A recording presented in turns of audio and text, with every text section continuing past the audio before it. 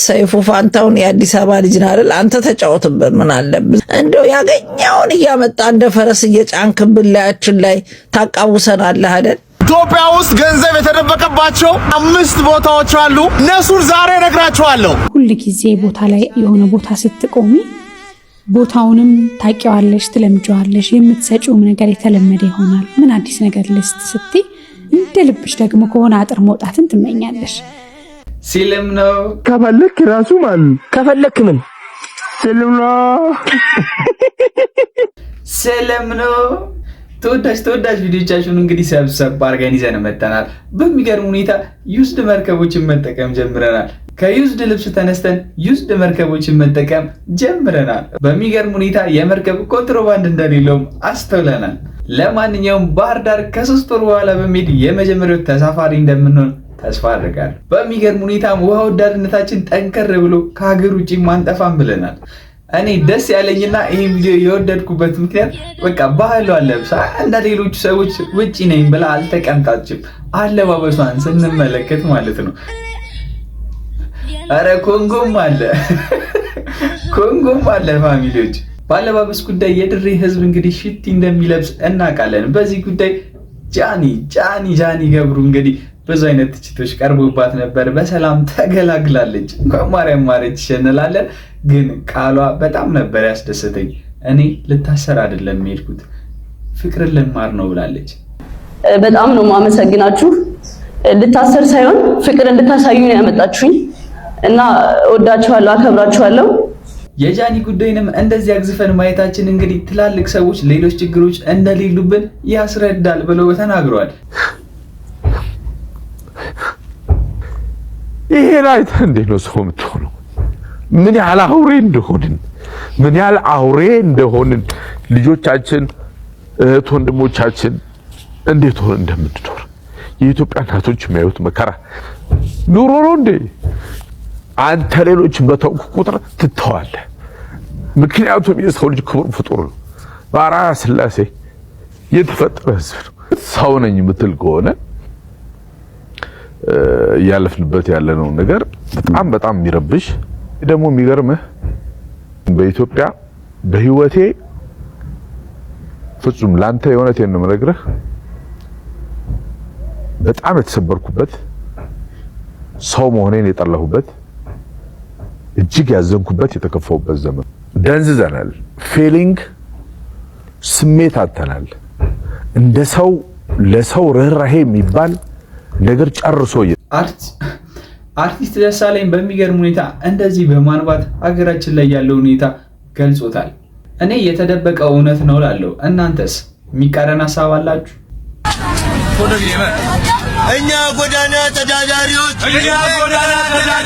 ኮንዶሚኒየም ቤት ይሰጠን፣ ባለ 3 ክላስ ይሰጠን፣ መኖር እንፈልጋለን፣ ጎዳና ይብቃን። እኛ ጎዳና ተዳዳሪዎች ባለ 3 ክፍል ኮንዶሚኒየም ቤት ይሰጠን፣ መኖር እንፈልጋለን። ከቤቱ ሙሉ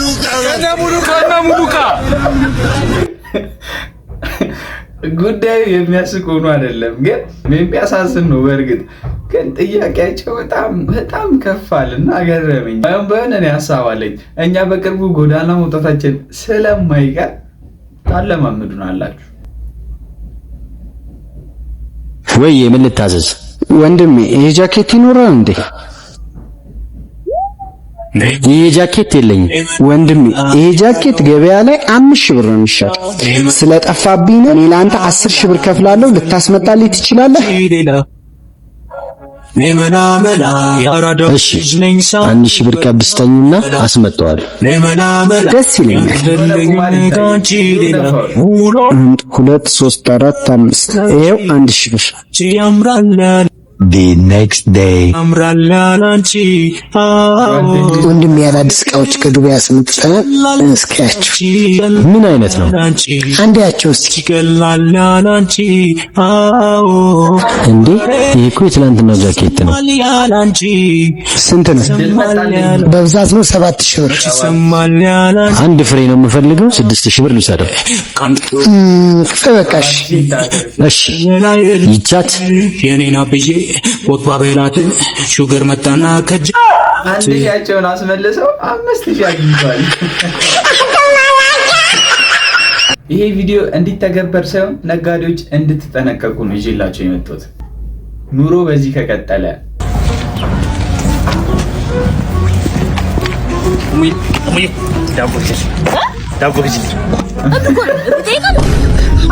ጊዜው ከፍቷል። እብድ ምናምን አንመርም። አላሰብኩትም ነበር እንዲጠይቃሉ።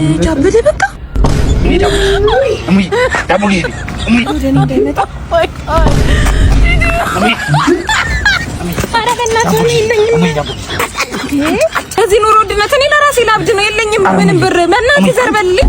ወይኔ በማርያም በእናትህ እኔ ለራሴ ላብድ ነው። ልክ አይታበድም እንዴ! ኧረ ፍቱ። በዚህ ልክ አይታበድም። ወይኔ ጉዴ ፈላ። ወይኔ ምን ይሻለኛል? ምን ሆነሽ ነው? ቤተሰቦቼ ከማንም ጋር እንዳልገናኝ አድርገው ጨቁኖ አሳድገውኝ ይኸው አሁን ከዘበኛችን አረገዝኩኝ። አንቺ በነፃነት ብታርጊም ከሌላ ዘበኛ ነው የምታረግሽ። ዘግናኝ የሆነ ቃላት እንደ ተናገረችው። በዚህ አጋጣሚ ግን ዘበኛም ክብር እንዳለው ልናይ ይገባል። ለመተኛት ሲሄድ እንቅልፍ ሊያመጣልኝ የሚችል ምግብ ነው የምመገበው። ኧረ ታብታብ ያረጋችሁ ጋር ገብቷል አይደል? ወደ እንቅልፍ ምንድነው እሱ? ምንድነው የሚባለው? ማግኒዥየም የበዛበት ምግብ ነው የምመገበው። እሱ ቀይ ጤፍ አይ ቀይ ጤፍ አልበላም። ቀይ ጤፍ እኔ እንጀራ አቁሜያለሁ። ፈጣሪ ይመስገን። ሲጀመር እዚህ ሰፈር እንጀራ ከየት ይመጣል? የለም እኮ እንጀራ ጤፍ ራሱ እና ምንድነው የምትበሉት? እሺ ቆይ ምንድነው የምትበሉት እንዴ? አሁን ይነገራል እንዴ? ሁሉ ከተነገረ የኑሮ ርቀት እያየን ነው። በቃ በጫማ ጥፊ ነው የተባለው። 2000 ወንድ ላግባሽ አለኝ። ሰይፉ ጋር በተናገርሽው ነገር ወደ ስንት ሺህ ወንድ ነው የደወለው? እባክሽ በጣም ግራ ገብቶኛል። እኔ እንኳን አንድ ስንት ነው? 20 ስንት እኮ ነው ያለው? 20 ሰው 30 40 ደርሷል። አዎ ይደውላሉ ላግባሽ ነው። እየተናደደ ነበር። አይ እኔ አልተበላጊ መሆኗን በጣም በቃ እያየሁ ይሆንና የዘፈነልሽማ እዚህ ቁጭ ብለን ምሳ እየበላን ነው። እዚህ ቁጭ ብለን ምሳ እየበላን ላይቭ ላይ ተቆርጦ ሄዷል መሰለኝ እሱ ማለት ነው። ኮሜንት ላይ ስገባ ምን ይሏታል? 2000 ካማኑኤል ናቸው። ከዛ በላይ ደግሞ እንግዲህ ሙያውን መውደድም የሚሰጥሽ ትጋት አለና በጣም ረጅሙን የህይወቴን ጊዜና ሰዓት ሰጥቻለሁ። እንደውም አንዳንዴ ላለ ህይወቴን ገብሬለታለሁ ላለው ብዙ የህይወቴን ማንነቶች የሰጠሁት ሙያ ነው። ምርጫ ውስጥ አላስገባሁትም ሙያዬን። ብዙ ምርጫዎች ሲመጡልኝ በቃ ይሄኛው ብያስ ዘርፍ ነው ማስቀድመው ነው። ሁሉም ያውቃል ከስራው አረባክሽኝ አንተውሽን ቤተሰብ እስከሚል ድረስ የትዳር አጋር እስከሚልሽ ልጅ ሁሉንም ነገር ትተሽለት ለሙያው የምትገብሪለት በጣም ብዙ ነገር አለ። ሰዎች ከሚያዩዋቸው ውጪ ከጀርባ በጣም አድካሚ ስራ ነው የምንሰራውና ቀላል አልነበረም ማለቴ ነው። እንግዲህ እውነት ለመናገር ረጅም አሰላስዬ የወሰንኩት ውሳኔ አልነበረም። ግን ደግሞ ሁል ጊዜ ቦታ ላይ የሆነ ቦታ ስትቆሚ ቦታውንም ታውቂዋለሽ፣ ትለምጂዋለሽ፣ የምትሰጪውም ነገር የተለመደ ይሆናል። ምን አዲስ ነገር ልስት ስትይ እንደ ልብሽ ደግሞ ከሆነ አጥር መውጣትን ትመኛለሽ። እስቲ በራሴ የምወስናቸው ነገሮች፣ በራሴ የማሳካቸው ነገሮች፣ በራሴ የማደርጋቸው ነገሮች ቢኖሩኝ ለብዙዎች የስራ እድል ከፈጠረ ደግሞ ለሰዎች ስራ እድል የምፈጥርበት ነገር ቢኖር ትንሽ ደግሞ የጊዜ ነፃነት ባገኝ ለራሴም ጊዜ ለቤተሰቤም ጊዜ ቢኖረኝ የሚለው ሐሳብ አለ እንደ መቅደስ ውስጧ። ግን ውሳኔው በጣም ያጭር ጊዜ ነበር። ምናልባት ቅጽበታዊ ነበር ማለት ያስችላል። ያቺ ቅጽበት በቃ የምወደውን ቤት አልመለስም ብዬ ነበር የወጣሁት። አልተመለስኩም። ከባድ ውሳኔ ነው ይመስለኛል እንግዲህ ከሆነ አንዳንዴ ሰው ብርታቱ ድክመቱ ብርታቱ ነው ይባላልና የበረታሁበት ነገር ነበር ማለት ነው ድክመቴ እንግዲህ በቃ አይገርምሽም ያችን ቦታ በዛ ሁኔታ ውስጥ በቃ ቢስወጣ ስራመደው እንደማልመለስ ያወኩኝ ነበር የተራመድኩትና ብዙ ነገር ላይ ውሳኔ ላይ እንደዚህ አይነት ሰው አይደለሁም። መቅዲ እንግዲህ በሰዓቱ የነበራትን ስሜት እንደዚህ ብላ ገልጿለች። እኔ ተረድቻታለሁ። በእርግጥም ትክክለኛ ውሳኔ ነው። 1000 ዓመት አይኖር። አጣች ደግሞ አይነት ወጥ ብዙ ነው። ስጧት እጅ ስጪ ዳት እዛ ስጪ ዳት ኧረ ትንሽ ጠብ አድርጉላት ይስቃሉ። ኧረ የህፃን ልጅ እንትን ቀልብ ጥሩ አይደለም አድርጉላት ይስቃሉ። ይሻጭ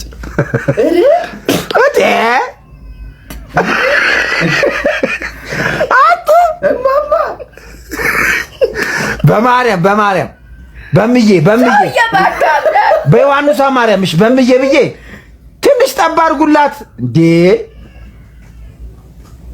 ወይኔ እምቢ አሉ እንሻል ማማ ዝናሽ ያ ሁሉ ህዝብ አብልተው በሚሪንዳ ኧረ ያሳዝናል። በሚሪንዳ ለሕፃን ልጅ ትልቅ ሰው በቃ እያደገ ቢሄደ ቁጥር እያረጀ ቢሄደ ቁጥር ልጅ ነው የሚሆነው። የሰይፉ ፋንታውን ልጅ ነኝ እያለች ነው አገናኟት። የሰይፉ ፋንታውን ልጅ ነኝ ያው እሱ አያውቅም። እኔ አሁን አግብቼ ወልጃለሁ እና አዲስ አበባ ነው የምኖረው። ስትል እንዴት ነው ምንድነው ማድረግ ያለባት? እሷ ስራውን እያየው ያደግኩኝ ሰው ነኝ፣ ስራውን እወድለታለሁ ትላለች። እኔ ደግሞ ስራውን ብቻ ሳይሆን ልጁ ከሆንሽ የአባትነት ጥያቄ መጠየቅ መብት አለሽ እያልኳት ነው። ስለዚህ ያው ዲቴል እኔ ስለማላውቅ አንተ ደግሞ የተወሰነ ነገር እንድትነግራት ነው። አንተና ሸታችን ሰላም ነው። ስንት ዓመትሽ ነው? እኔ 23 ዓመቴ።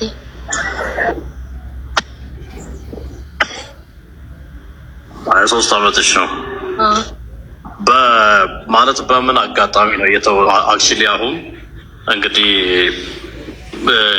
ወደፊት ያው በፍርድ ቤትም ጉዳዩ ከሄደ ወይ ደግሞ በሰላማዊ መንገድ መፈታት ከተቻለ ብዙ ማውራት ልትጠየቅ ትችላለሽ። ግን በምን አጋጣሚ እንደተወለድሽ ልትነግሪኝ ትችላለሽ?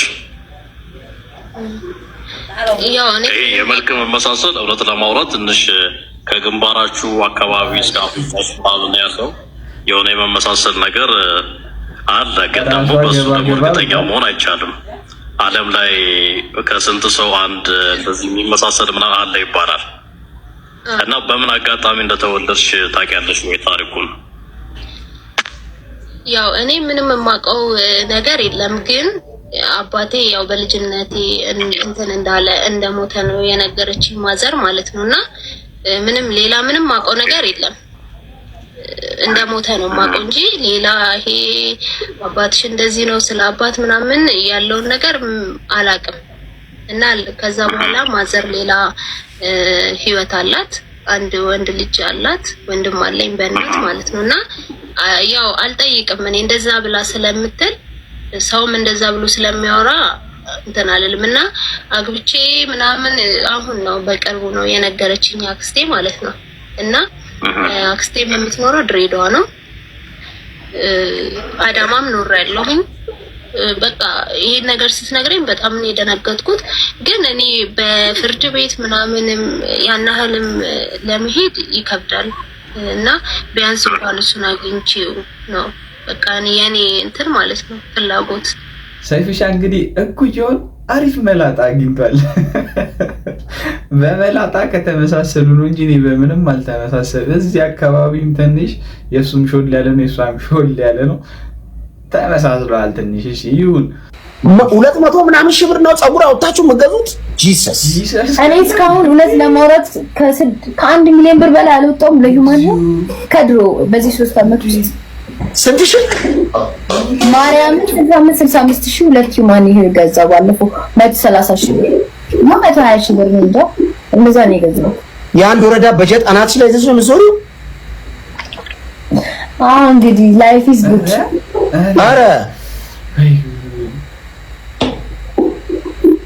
100 ምናምን ሺህ ብር ነው። ያምራል ባይዘው ግን እሺ እንዴት ነው አግብቼ መኖር የምችለው? ነጩ ያደረኩት ጭንቅላቴ ላይ ባለፈው ለልደት ያደረኩት ሁለት አይነት ሂውማን ሄር ቡኒና ነጭ ሂውማን ሄር ገዝቼ ነበር። አጠቃላይ ለሁለቱ ወደ 200 ሺህ ብር ነው ያወጣሁት ለሂውማን ሄር ብቻ። ሌስ ነጩ 100 ሺህ ብር ቡኒ ደግሞ 100 ሺህ ብር። ለሚስት ተዘጋጅ እንዳልክዬ ለምን አገባለሁ? አማራጭ ያለ ወጣቱ ጸጉር የሌላትን መርጬ ዞሬ አሁን እንደ ፊዮና አይነት ቆንጆ ሴት አጠገብ ምንም ሰር አሁን በስትክክል ገብቶኝ ተውጦልኛል። በቃ ሲንግልነቴ ሁሉ አመት ሲንግል ይንኩበት ምክንያት ተውጦልኛል። እስካሁን አልተዋጠልኝም ነበር። ኢትዮጵያ ውስጥ ገንዘብ የተደበቀባቸው 5 ቦታዎች አሉ። እነሱን ዛሬ እነግራችኋለሁ። የመጀመሪያው ሰዎች ጋር ነው። እያንዳንዱ የምታገኟቸው ሰዎች ኪስ ውስጥ ወይም አካውንታቸው ላይ ገንዘብ አለ። ጥያቄው ግን ከነሱ ኪስ ወደ እናንተ ኪስ ገንዘብ ለማምጣት ማድረግ የሚገባችሁን ጥበብ ማወቅ አለባችሁ። ያ ቫልዩ ይሰኛል።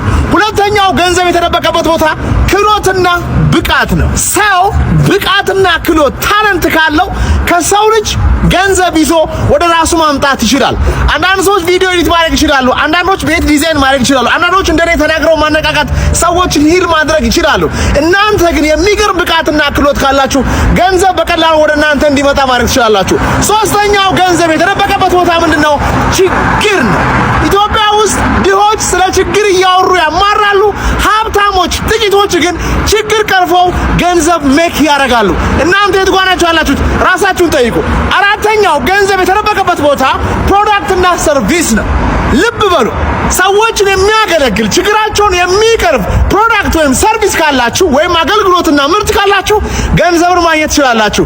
አምስተኛው ፕሮባብሊ ብዙዎቻችሁ የማታስቡት ገንዘብ የተደበቀበት ቦታ የት እንደሆነ ልገራችሁ። አይዲያ ነው። አእምሮ ነው። ሐሳብ ነው። ትልቅ ሐሳብ ካላችሁ የሰውን ህመም፣ ቁስል፣ ፍላጎት ማሟላት የሚችል አይዲያ ካላችሁ ገንዘብ ማግኘት ትችላላችሁ። አራት አድርገን እናሳጥራቸው። አይዲያንና ችግር መፍታትን አንድ ላይ አድርገን ማለት ነው። ያለ አይዲያ ችግር አይፈታም። ይሄ ወጣት ህዝብ ግን አይዲያ ስትለው ምን ይመስለዋል? ግም ነው ልንገር፣ የማይረባ ግም አይጓደኝ እንደዚህ ያስገቡት ገዙት። እሺ ከዛስ ዛሬ በመህጎሽ ምን ሰራው ላላ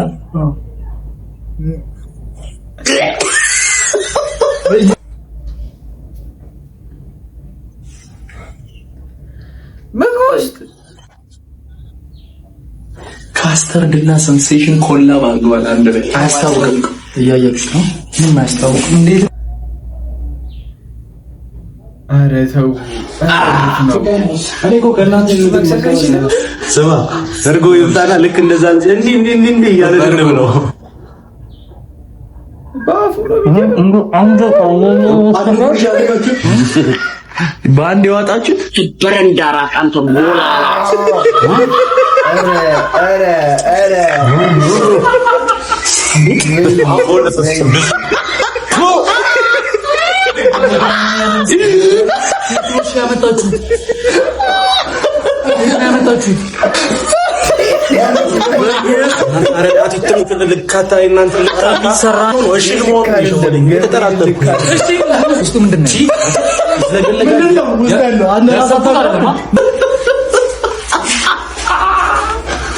ከንፈር በአሚር ያጣበቅ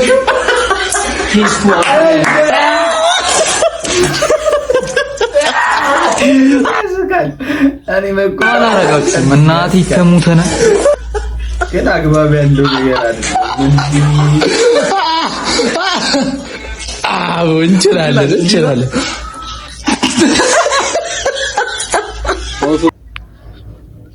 አጋብዚ ምን ፈልግሽ? አፈቅሯታለሁ።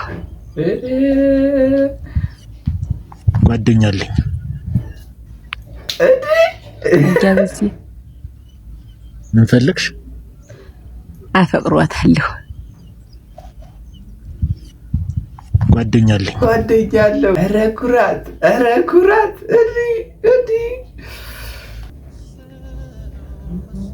ሰራተኛችሁን ወደ ገበያ ሸኝቻት ነበር። ማዳበሪያውን ረሳችሁ መሰለኝ። ቆይ ሰጥቼው ልምጣ ይጠቅመዋል እሱ። Are you kidding me? ማዳበሪያውን ለምን ነው የምሰጠው? ጋርቤጅ ውስጥ አለው እንጂ።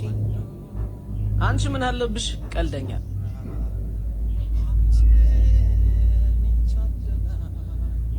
አባቺ ነገር ታስፈልግ ይሆን?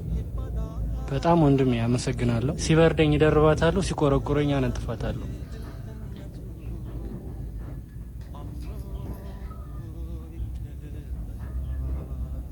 አልመጡም እንዴ እስካሁን? ለምን ነው የሰጠኸው? ማለቴ ምን ይጠቅመው ነው? አንቺ ሀብታም ልጅ፣ እኔ ሾፌርሽ የምነግርሽን ስሚኝ። ኦኬ አም ሶሪ። ይሄን አይላንድ አልጣልከውም እንዴ? ለነገሩ ችግር የለውም። ቤት ልጅቷ ቆሻሻ ጋር ታቃጥለዋለች። እንዴ ለምን ይቃጠላል? ለሰው ይሰጣል እንጂ። ኦ ከማን አሁንስ አበዛኸው። ባዶ አይላንድ ደግሞ ምን ይጠቅማል?